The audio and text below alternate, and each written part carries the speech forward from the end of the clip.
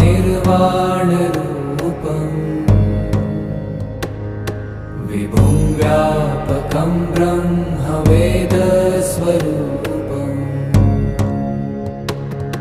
निजं निर्गुणं निर्विकल्पं निरीहम्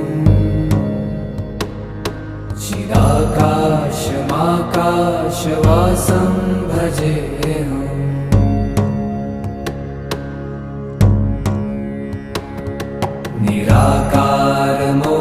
निराकारमोङ्कारमूलं तुरीयम्